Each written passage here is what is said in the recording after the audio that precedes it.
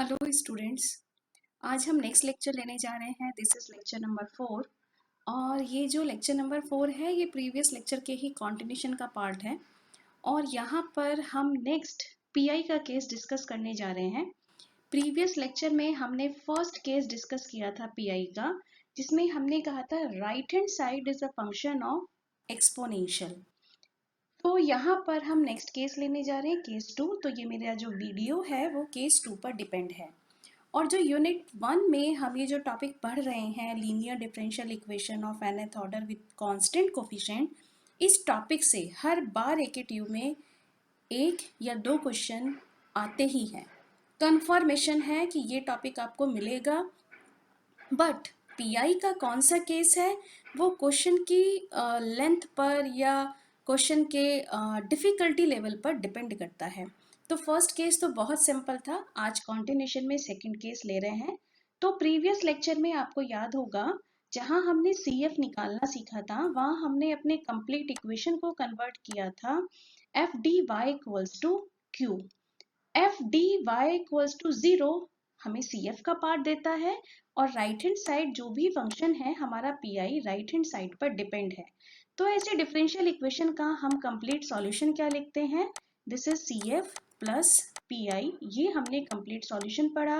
एक लेक्चर पूरा CF का ले चुके हैं और अब कुछ लेक्चर्स में पीआई के केसेस कंटिन्यूशन रहेंगे। तो चलिए नेक्स्ट केस स्टार्ट करते हैं। इस बार हमने Q की वैल्यू फिक्स की है कि right hand side is a function of sine या कॉस।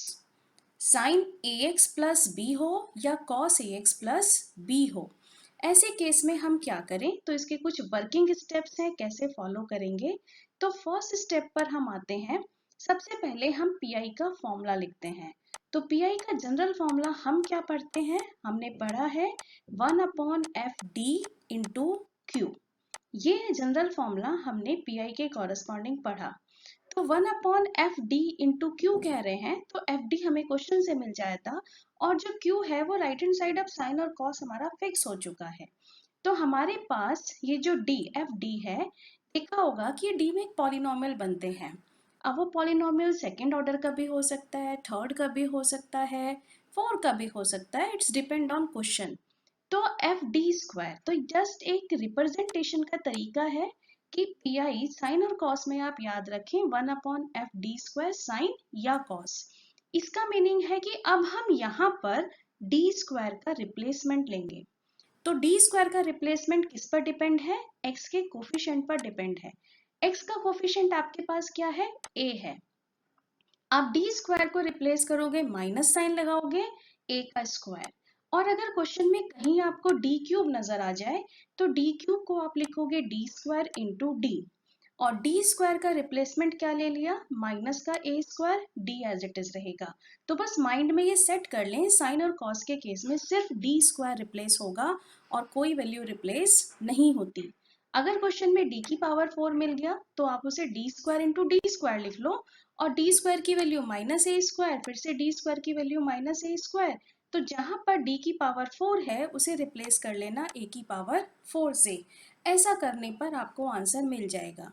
और अगर किसी क्वेश्चन में आपको लगे कि भाई हमारे पास तो D² है ही नहीं, उस केस में हम D² बनाएंगे।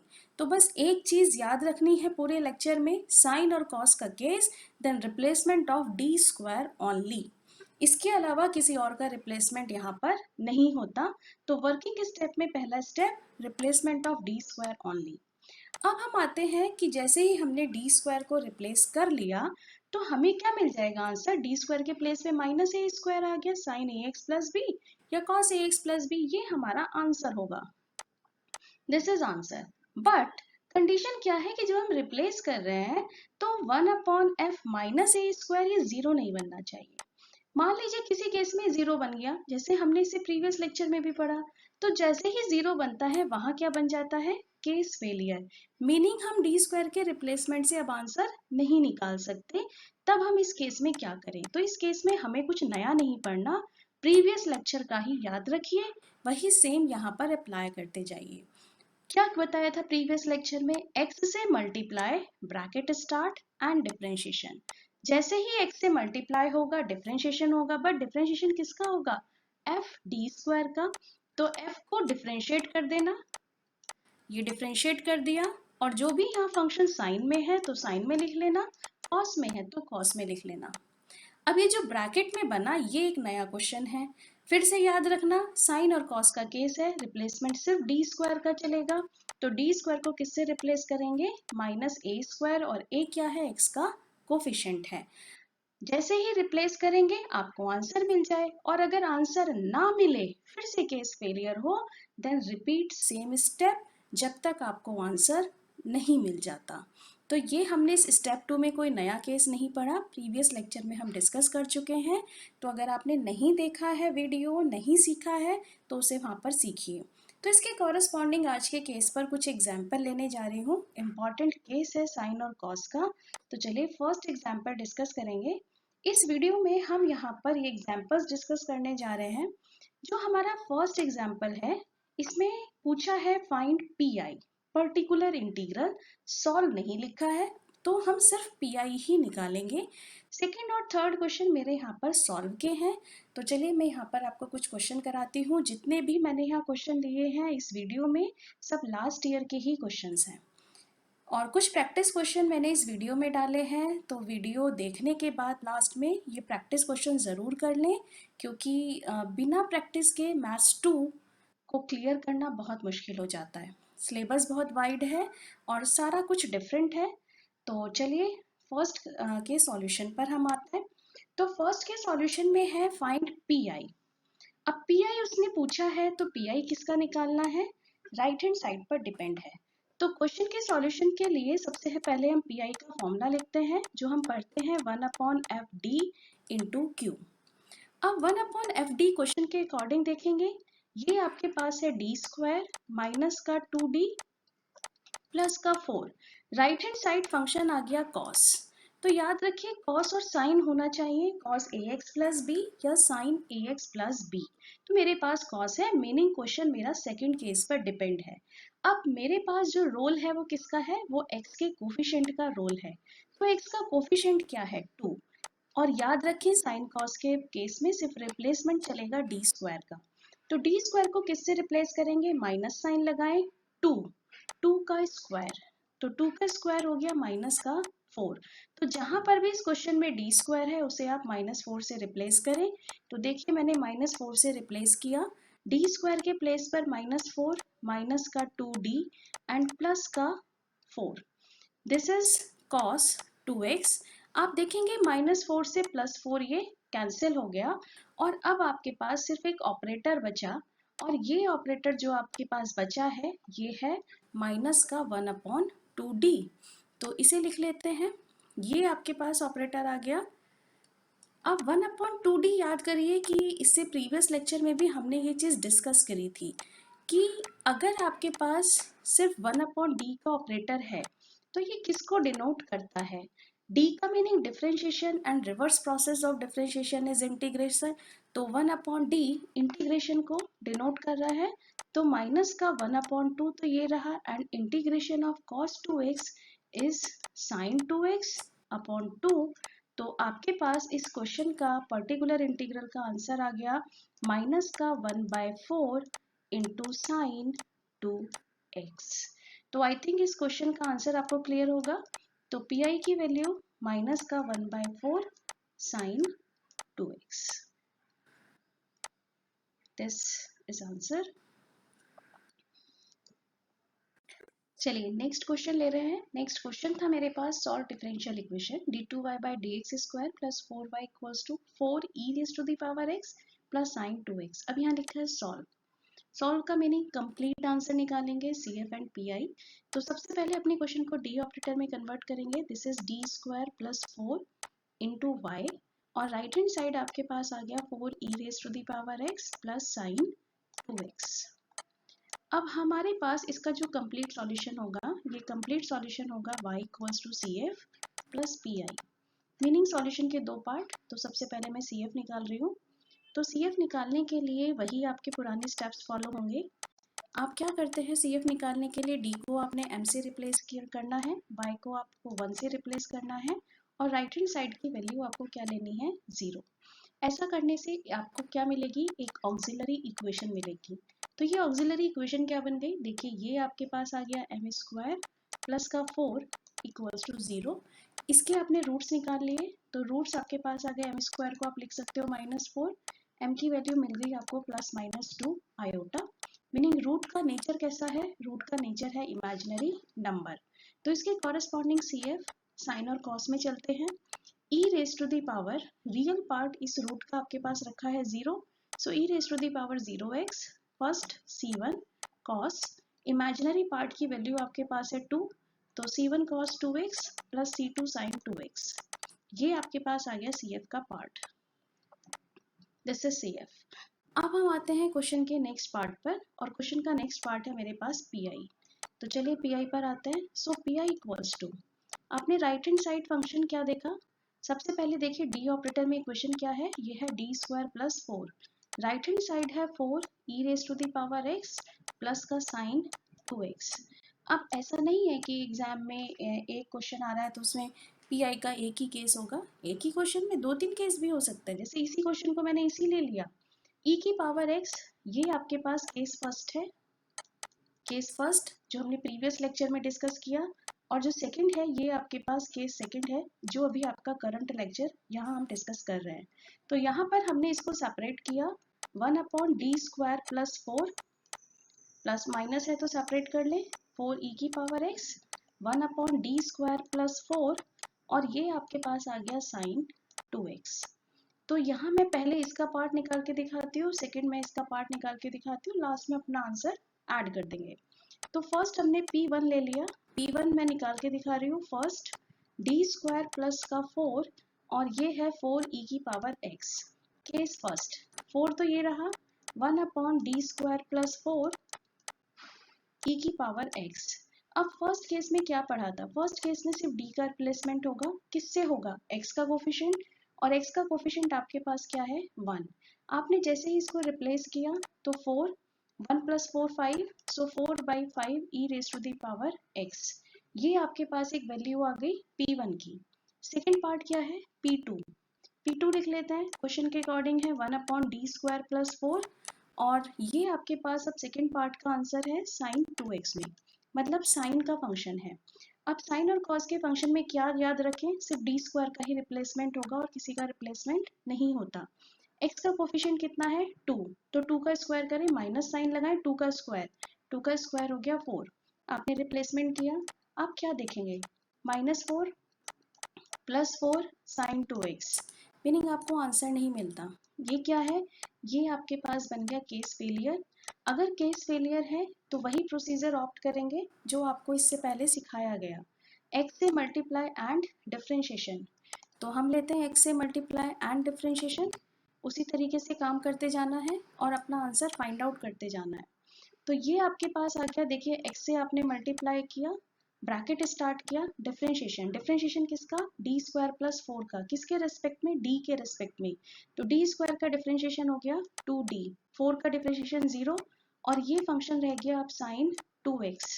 अब देखिए 1/d का ऑपरेटर आ गया, तो आपके पास आंसर आ गया 1/d। 1/d किसको डिनोट करता है, 1/d डिनोट करेगा इंटीग्रेशन को। तो यहाँ इंटीग्रेशन किसका करना है, आपको इंटीग्रेशन करना है साइन 2x का, तो साइन 2x का इंटीग्रेशन कर लेते हैं, साइन 2x का इंटीग्रेशन आ गया माइनस का cos 2x अपॉन 2, तो हमारे पास सेकेंड पार्ट का आंसर कितना आ गया, माइनस का x/4 इंटू कॉस 2x। अब हम अपना फाइनल आंसर दे सकते हैं PI का, तो PI का फाइनल आंसर हमने कैसे ब्रेक किया था, P1 प्लस P2, तो P1 हमारे पास आंसर है 4/5 e raise to the power x, और P2 का आंसर मिल गया x/4 इंटू कॉस 2x। और फाइनल क्वेश्चन का आंसर कैसे देना है, हमें फाइनल क्वेश्चन का आंसर देना है CF प्लस PI, तो आई थिंक फाइनल आंसर आप खुद लिख सकते हैं CF प्लस PI, ये आंसर आप खुद लिख सकते हैं, CF ऑलरेडी निकाला जा चुका है और PI आपको बता दिया, तो final answer CF plus PI। चलिए इसी सीरीज का हम नेक्स्ट क्वेश्चन ले रहे हैं, और ये जो हमारा नेक्स्ट क्वेश्चन है ये आपके पास है, solve d2y/dx square plus 2dy/dx plus 10y plus 37 sin 3x equals to 0। इस क्वेश्चन में स्पेशल क्या है, क्यों लिया मैंने वीडियो में, क्योंकि इसमें पूछा है y at x equals to pi by 2। अब तक आपने प्रीवियस सारे क्वेश्चन में बस y निकाला इन टर्म्स ऑफ x, लेकिन यहाँ उसने x की एक particular value the, pi by 2 पर y निकाली है। साथ में दो कंडीशन गिवन है, y की वैल्यू 0 है, dy बाय dx 0 है जब x की वैल्यू 0 है। तो जब भी किसी क्वेश्चन में इस तरह की कंडीशन दी जाती हैं तो ये इसलिए दी जाती हैं जिससे आप इनकी हेल्प से आर्बिट्री कांस्टेंट को फाइंड आउट कर सकें। तो इसीलिए इस वीडियो में ये क्वेश्चन मैंने डाला है और ये क्वेश्चन हमारा 2011 में आया है। इम्पॉर्टेंट क्वेश्चन है इसका, इस केस का। तो देखिए सबसे पहले हमने क्वेश्चन को डी ऑपरेटर में कन्वर्ट किया, जहां पर हमारे पास डी बाई डी एक्स था, हमने उसे कैपिटल डी में कन्वर्ट करके इक्वेशन फॉर्म कर ली, ये मैंने कर दिया। और जो आपके पास 37 साइन 3x रखा है, इसे आपने राइट हैंड साइड ट्रांसफर किया, क्योंकि राइट हैंड साइड फंक्शन किसका होगा, सिर्फ x का होगा। तो -37 साइन 3x आ गया। अब इसका कंप्लीट सॉल्यूशन आप कैसे लिखेंगे, CF प्लस PI। तो CF निकालने के लिए हमने इसकी ऑक्सिलरी इक्वेशन बना ली, m² plus 2m plus tan equals to 0, और इसके फैक्टर हमने निकाल लिए, या हमने इसके रूट्स निकाल लिए। रूट्स कैसे मिले हमें, इमेजिनरी रूट्स मिलते हैं। तो इस रूट के कॉरस्पॉन्डिंग जो हम यहाँ पर CF लिख रहे हैं, CF का हमारे पास पार्ट क्या आ गया, हमारे पास इसका रियल पार्ट है -1, so e raise to the power -1 into x, ये वैल्यू आ गई, एंड C1 cos, और जो हमारे पास इसका रियल पार्ट के बाद इमेजिनरी पार्ट है वो हमारे पास है 3, तो C1 cos 3x plus C2 sin 3x। ये आपने इस क्वेश्चन के कॉरस्पॉन्डिंग CF ले लिया। अब हमें निकालना है इस क्वेश्चन का PI, तो हम इसके PI पर मूव करते हैं। क्वेश्चन में आप सबने पढ़ा है PI का हम क्या फॉर्मूला लेते हैं, 1/FD इंटू Q। ये हमारा एक जनरल फॉर्मूला है, जहां पर क्वेश्चन के अकॉर्डिंग हमने FD की वैल्यू सब्स्टिट्यूट करी। ये वैल्यू हमारे पास आ गई d² प्लस 2d प्लस का 10 into right hand side value, ये माइनस में है 37 साइन 3x। ये आपके पास वैल्यू आ गई इसकी। अब यहाँ पर देखिए साइन और कॉस का केस आप इस वीडियो में पढ़ रहे हैं, इसका मीनिंग आपको बताया है कि आप किसका रिप्लेसमेंट करेंगे, आप रिप्लेसमेंट करेंगे ओनली d² का। तो यहाँ पर आप d² को रिप्लेस करेंगे माइनस साइन a², और x का कोफिशिएंट है 3, तो 3 का स्क्वायर 9, तो आपने इसे -9 से रिप्लेस किया। तो देखिए जैसे ही आप -37 में बाहर कर रही हूँ, -37 ये मैंने बाहर किया, 1/d² को -9 से रिप्लेस किया, प्लस का 2d प्लस का 10, और ये आपके पास रह गया साइन 3x। तो यहाँ पर माइनस का 37 आपके पास ये आ गया, और आप इसे सिंप्लीफाई कर लें तो ये आपको मिल गया 2d plus 1 into sine 3x।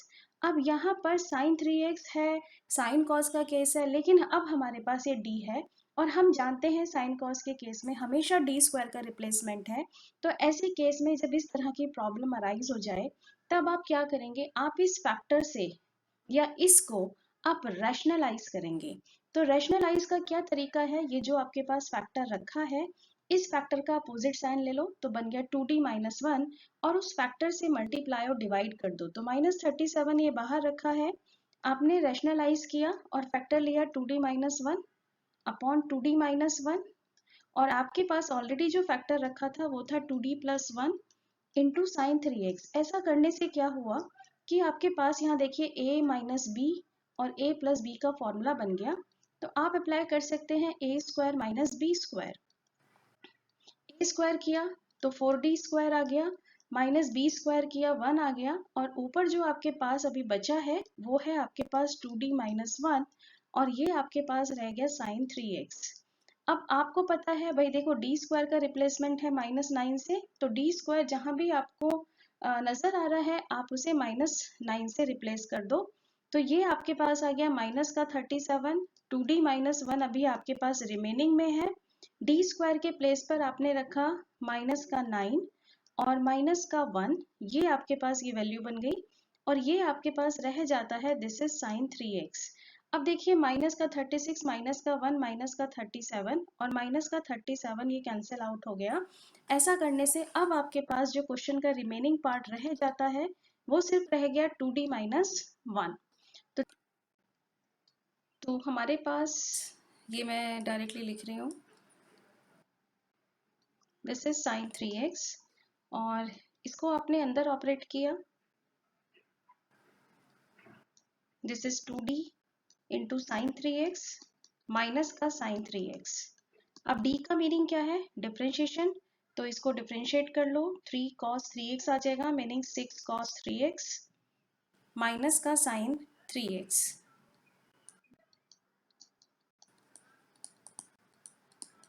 अब आप इसका कंप्लीट सॉल्यूशन लिख रहे हैं क्योंकि पी आई की वैल्यू आ चुकी है। कंप्लीट सॉल्यूशन हो गया C F plus P I. So Y की वैल्यू, सी एफ की वैल्यू आपने ऑलरेडी निकाल चुके हैं, E raise to the power minus X. C F की वैल्यू हम पुट कर रहे हैं, C one cos 3x plus C two sine 3x, और पी आई की वैल्यू प्लस का 6 कॉस 3x माइनस का साइन 3x। अब यहाँ डाल लेते हैं इक्वेशन नंबर 1, क्योंकि ये आपके पास इक्वेशन है जिसमें आप दोनों कंडीशन पुट करेंगे।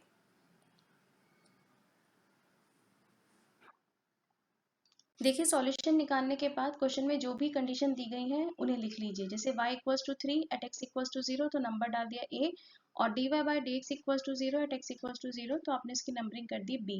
तो फर्स्ट कंडीशन हम डायरेक्टली लगा सकते हैं, तो जहां पर भी y है उसके प्लेस पर तो पुट कर दो 3 और x के प्लेस पर 0, तो ये आपके पास 1 आ जाएगा, c1 cos 0, और c1 cos 0 की वैल्यू c1 sin 0 0 हो गया, आगे बचा है 6, तो ये निकाल लिया आपने 6। यहाँ से देखिए सीधी सीधी वैल्यू आपके पास आ जाती है, C1 की वैल्यू आपको मिल जाएगी माइनस का 3। ये कांस्टेंट आपने फाइंड आउट कर लिया। जब आपको अब दूसरा कांस्टेंट निकालना है C2, तो रिक्वायर्ड क्या है dy बाई dx। तो चलिए नेक्स्ट स्टेप में हम यहाँ पर फाइंड आउट करेंगे dy by dx। So dy by dx, y को डिफ्रेंशिएट कर रहे हैं, प्रोडक्ट रूल लगाते हुए करेंगे, minus e raise to the power minus x, first part का डेरिवेटिव कर लिया, सेकेंड एज इट इज लिखा c1 cos 3x plus c2 sin 3x। अब फर्स्ट पार्ट को आपने एज इट इज ले लिया, e raise to the power minus x, अब कर रहे हैं cos का डेरिवेटिव, तो माइनस में आ गया और 3 से मल्टीप्लाई हो गया, माइनस का 3c1, ये बन गया sin 3x। नेक्स्ट इस साइन का derivative in terms of cos आ गया, प्लस का 3c2 cos 3x। नेक्स्ट पर जाते हैं, अब आपके पास है 6 cos 3x, तो cos का डेरिवेटिव फिर से आपके पास माइनस में रहा, तो ये आपके पास आ गया माइनस का 18 sin 3x, और फिर साइन का डेरिवेटिव माइनस का 3 cos 3x, ये आपने डिफरेंशिएट किया। अब हम अप्लाई कर रहे हैं कंडीशन बी, तो यहाँ लिख लेते हैं अप्लाई कंडीशन बी, और कंडीशन बी के अकॉर्डिंग आपको x के प्लेस पे 0 पुट करना है, dy बाई dx के प्लेस पर 0। तो आपने dy बाई dx के प्लेस पर 0 पुट किया, और जहां जहां आपको x नजर आ रहा है वहां पर आप 0 पुट करते जाएं। तो जैसे ही आप 0 पुट इसमें करेंगे, आप यहाँ पर क्या देखेंगे, e raise to the power minus ये आ गया 1, e की पावर 0 1, फिर है c1 cos 3x, cos 0 बन गया 1, तो ये बना आपके पास c1, c2 साइन बना, साइन आपके पास बन गया 0, प्लस फिर से रेज टू दी पावर 0, ये आपके पास ये बना, मीनिंग 1 बनेगा, फिर साइन में वैल्यू 0, फिर कॉस में वैल्यू, यहाँ से आपको वैल्यू मिलेगी 1, तो 3c2 ये रह गया, अगेन साइन में वैल्यू 0 एंड माइनस का 3। तो यहाँ से अगर आप सिंप्लीफाई करें तो 0 इक्वल्स टू माइनस का c1 प्लस का 3c2 माइनस का 3, एक इक्वेशन बनी। c1 तो हम ऑलरेडी निकाल चुके हैं -3, तो माइनस माइनस ये आपके पास आ गया 0 इक्वल्स टू प्लस का 3 प्लस का 3c2 माइनस का 3, तो 3 से 3 कैंसिल हो गया, और ये इक्वेशन मुझे यहाँ से क्या मिलती है, c2 की वैल्यू मुझे मिल गई 0। c2 और c1 को आपने क्या किया, अपने इक्वेशन नंबर 1 में वैल्यू पुट करी, तो जहां पर भी c1 है वहां -3 रख रहे हैं, और जहां आपके पास c2 है वहां 0 रख रहे हैं। तो ये सॉल्यूशन किस में कन्वर्ट हो गया, y equals to e raise to the power minus का x। c1 की वैल्यू -3 मिली है, तो ये मेरे पास वैल्यू आ गई माइनस का 3 cos 3x। c2 0 है, c2 0 हो गया, नेक्स्ट आपके पास वैल्यू बन गई 6 cos 3x माइनस का साइन 3x। ये आपने इक्वेशन नंबर 1 के अंदर वैल्यू c1 और c2 की डाल दी, ये आपके पास फाइनल आंसर आया। अब इस फाइनल आंसर में उसने पूछा है y निकालो at x equals to pi by 2 पर निकालो, तो वो y पूछ रहा है पाई बाई 2 पर, इसका मीनिंग वो ये कह रहा है कि आप निकालिए y एट पाई बाई 2 पर, इसकी वैल्यू क्या होगी, मीनिंग x के प्लेस पर आप क्या पुट कर दें, पाई बाई 2। देखिए x के प्लेस पर मैंने पाई बाई 2 पुट किया, तो ये बन गया आपके पास माइनस का 3 cos 3π/2 प्लस का 6 cos 3π/2 माइनस का साइन 3π/2। अब cos 3π/2 0, cos 3π/2 0 और sin 3π/2 इज माइनस का 1। तो ये आंसर आपको क्या मिल जाता है, माइनस माइनस प्लस 1, तो आंसर आ गया 1। तो क्वेश्चन के अकॉर्डिंग उसने y पूछा था, तो ये मेरे पास इसका फाइनल आंसर है। आई थिंक ये क्वेश्चन क्लियर हो गया होगा कि उसने क्वेश्चन में पूछा क्या है और हम किस तरीके से वैल्यू फाइंड आउट कर रहे हैं। अब इस वीडियो में कुछ प्रैक्टिस क्वेश्चन हमने स्टार्टिंग में दिए हैं, तो वो प्रैक्टिस क्वेश्चन ज़रूर करिएगा क्योंकि वो प्रैक्टिस क्वेश्चन रिक्वायर्ड है। इसके बिना अदरवाइज ये टॉपिक क्लियर नहीं हो पाते हैं जब तक आप ये प्रैक्टिस क्वेश्चन ना करें। तो ये 3 प्रैक्टिस क्वेश्चन है, इनको अप्लाई करें। Thank you so much.